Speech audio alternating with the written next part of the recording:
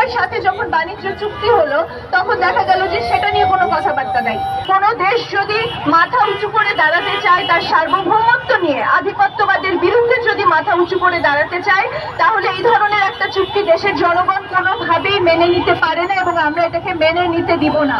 যে চুক্তিগুলো স্বভাবতই আমাদের দেশের জন্য সার্বভৌমত্ব হরণকারী এবং আমাদের দেশে যে সম্ভাবনাময় শিল্প খাতগুলো রয়েছে, কৃষি খাতগুলো রয়েছে, এই চুক্তি যদি আমরা বাস্তবায়ন করি তাহলে এই শিল্প খাত এবং কৃষি খাত অত্যন্ত ভয়ঙ্কর ঝুঁকির মুখে পড়বে।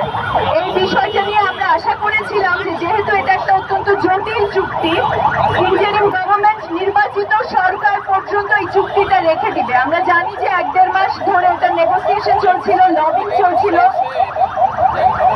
এবং আমরা জানি যে তারা বলছিলেন, ইন্টারিম গভর্নমেন্ট আমাদেরকে বলেছিলেন যে তারা শুধুমাত্র আমেরিকা যে শুল্ক আরোপ করেছে সেই শুল্ক কমানোর জন্য তারা নেগোসিয়েশন করছে, হস্তক্ষেপ করতে পারে সেই সমস্ত কিছুর বন্দোবস্ত করা আছে এই চুক্তিতে। সো আমরা বলতে চাই যে কোনো দেশ যদি মাথা উঁচু করে দাঁড়াতে চায়, তার সার্বভৌমত্ব নিয়ে আধিপত্যবাদের বিরুদ্ধে যদি মাথা উঁচু করে দাঁড়াতে চায়, তাহলে এই ধরনের একটা চুক্তি দেশের জনগণ কোনোভাবেই মেনে নিতে পারে না এবং আমরা এটাকে মেনে নিতে দিব না। আপনারা সকলেই জানেন যে গত 15 বছর আওয়ামী লীগ সরকারের সামলে আমরা ভারতের আধিপত্যবাদের স্বরূপ দেখেছি এবং এখানে যারা যারা রয়েছেন, যে সমস্ত ছাত্ররা রয়েছেন, তারা সকলেই ভারতীয় আধিপত্যবাদের বিরুদ্ধে যে লড়াই সংগ্রাম ছিল রাজপথে এবং মাঠে, তার প্রত্যেকে, এখানে আমি সবাইকেই চিনি, তারা সক্রিয় কর্মী ছিলেন। যখন রামপাল বিরোধী আন্দোলন হয়েছিল, রামপাল বিদ্যুৎ কেন্দ্রের বিরুদ্ধে, তখন এখানকার সকলেই মাঠের কর্মী ছিলেন, তারা সক্রিয় আন্দোলনে ছিলেন। যখন আদানির বিরুদ্ধে ভয়ঙ্কর চুক্তি হলো, বাংলাদেশের বিদ্যুৎ খাতকে ভয়ঙ্কর বিপদে ফেলে, তখনও এখানকার ছাত্ররা, বিশেষ করে গণতান্ত্রিক ছাত্র জোটের ছাত্ররা, তারা সার্বক্ষণিক এটার প্রতিবাদ জানিয়েছেন। যখন ট্রানজিট চুক্তি হলো তখনও আমরা রাজপথে ছিলাম, আমরা প্রতিবাদ করেছি।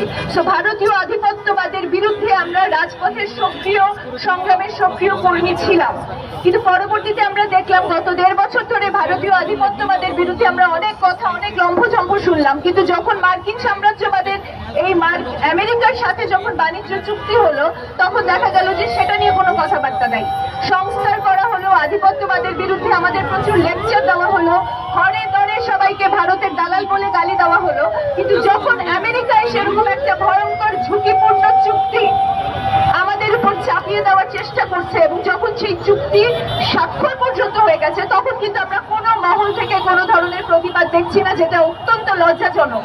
এই চুক্তি যদি বাস্তবায়িত হয়, বাংলাদেশের পোল্ট্রি খাত, বাংলাদেশের ডেইরি খাত, বাংলাদেশের ফার্মেসি, ওষুধ শিল্প, বাংলাদেশের কৃষি খাত, বাংলাদেশের মৎস্য খাত, বাংলাদেশের পাটকল, চিনিকল সহ সকল স্টেট এন্টারপ্রাইজ অর্থাৎ রাষ্ট্রায়ত্ত শিল্প প্রতিষ্ঠানগুলো বিপদে পড়বে এবং আমেরিকার সাম্রাজ্যবাদের শিকার হবে।